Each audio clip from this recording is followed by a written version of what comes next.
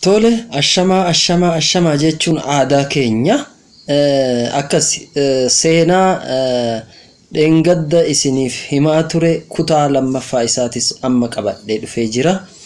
Kun immoo dirqama keenya jechuudha. Kan beeku kan hin beekne barsiisuun, kan hubate kan hin hubatin hubachiisuun dirqama keenya. Kana waan ta'eef seenaan keenya kan dhokate sun kan fa'aa kan jedhu barmoota kiyya kutaa tokkoffaa keessatti isin ibsee jira. Kutaa lammaffaa keessatti immoo waan ajaa'ibaatiin qabadhee dhufe. Ajaa'ibaa ka jarri shiraan ukkaamsanii dhoysan maalinni dhiiroo.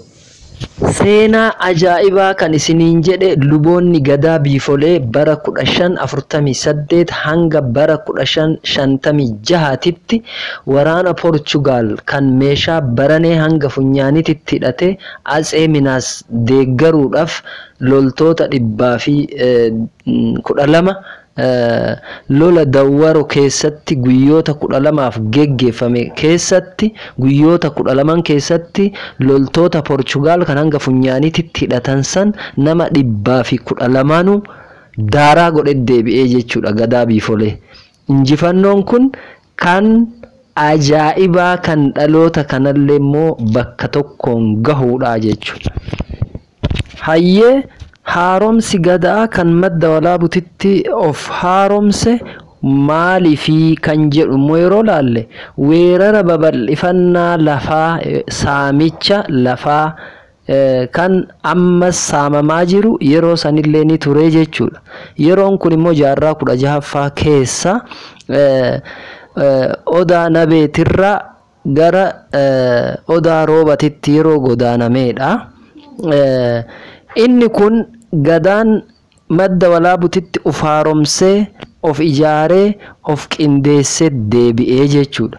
Luboonni bifa gurmaa'ee fi bifa qindaa'een qe'ee fi qabeenya abbaa isaanii daga isaanii deebifachuudhaaf lafa saamame deebisuuf bifa ajaa'ibaatiin qindeeffamanii qophaa'anii gurmaa'anii duula ofii qopheeffatanii yeroo ka'an yeroo jalqabaatiif achuma bakkuma maddi walaabuu jiru Baale irraa kaasee sochiin jalqabee jechuudha.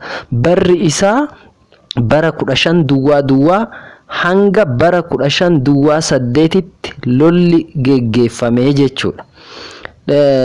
Lola kana ilma kiilolee Birmajitu geggeesse. Gadaa Birmajii jechuudha akka Oromootitti yeroo fudhannu gadaa Birmajiiti. Birmajiin kun ilma kiiloleetii jechuudha. Lolli Arsiidhaa fi Baaleen guutumaan guututti harkatti deeffate bara 15-8 hanga 15-16ti. Gadaan kun gadaa mul'ataati jechuudha. Kana lola kana geggeesse nafxanyaa fi waraana nafxanyaa injifate. Arsii Bahaa Tuulama Bahaa ammoo duulli geggeeffame ilma michillee gadaa duulotiini barri isaa 15-16-15-24 jechuudha. Waraanni Amaaraa kan lolaa ture immoo Xiraa Amooraa kan jedhamudha.